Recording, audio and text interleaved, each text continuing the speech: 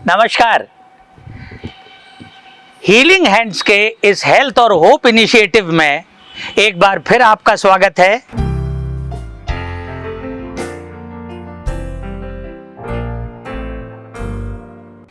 इस बार हम आपके सामने लेके आए हैं एक बहुत महत्वपूर्ण सवाल का उत्तर।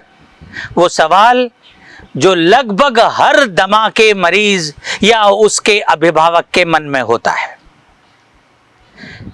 पहली चीज ये कि मान लीजिए हम सब कुछ कर रहे हैं, फिर भी क्या अचानक दमा का हमला हो सकता है? मेरा उत्तर है हाँ, बिल्कुल। क्योंकि दमा एक डायनामिक डिजीज है जो कभी भी अपनी तीव्रता, अपनी प्रखरता और अपनी उच्च अंक तक पहुंच सकता है। इसलिए इसके बारे में हमेशा सावधानी रखना जरूरी है। बल्कि सच पूछिए तो मैं कहूंगा कि ऐसी परिस्थितियां जिसमें दमा उभर सकता है, उनका विशेष ख्याल रखें। मान लीजिए आज धूल भरी आंधी चली है और आपको लगता है इसके बाद दमा बिगड़ जाएगा। बच्चे को वायरल इन्फेक्शन हो गया है तो मान के चलिए इसके बाद दमा बिगड़ जाएगा।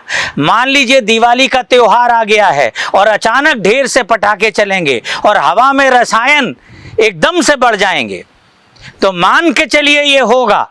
और उसके लिए जो कुछ भी बचावकारी आपको करना है, जो इनहेलर्स की खुराक बढ़ानी है, पहले ही बढ़ा दें और अटैक को होने से रोकें। फिर मान लीजिए आपके तमाम कोशिश के बाद भी अटैक हो ही जाता है, तो क्या करें? तो पहले देखिए कि ये अटैक कहीं गंभीर प्रकार का तो नहीं है। तो कैसे पहचानेंगे कि गंभीर प्रकार का है या नहीं?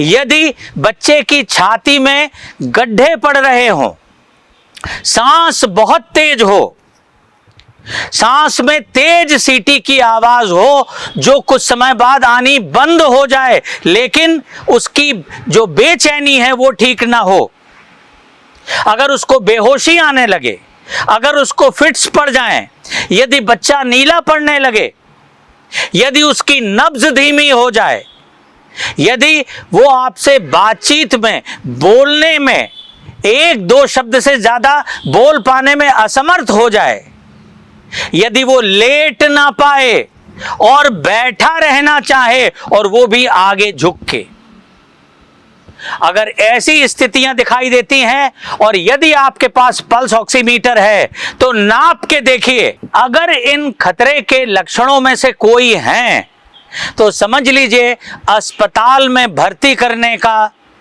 ऑक्सीजन देने का समय आ गया है। आपको कतई विलंब नहीं करना, जल्दी से जल्दी अस्पताल की इमरजेंसी में पहुंचें। लेकिन यदि अभी इतना विलंब नहीं हुआ है और खतरे के ये संकेत अभी सामने नहीं आए हैं, तो एक काम आप कर सकते हैं, वो ये कि जो आपका नीला वाला इनहेलर है, राहतकारी इनहेलर, उस इनहेलर के 6 से लेके 10 पफ तक एक एक मिनट के अंतर पे दें। यानी एक पफ, फिर 1 से 2 मिनट का इंतजार, फिर एक पफ, फिर 1 से 2 मिनट का इंतजार, फिर एक पफ। इस तरह से 6 से 10 पफ दें। बीच बीच में आकलन करते चलें कि बच्चे की स्थिति सुधर रही है, वैसी ही है या बिगड़ रही है।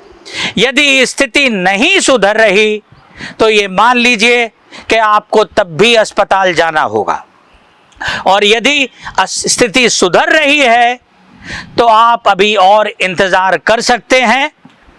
अगर अस्पताल जाने की नौबत आ गई तो ये काम आप रास्ते में करते हुए जा सकते हैं, एम्बुलेंस में बैठे हुए।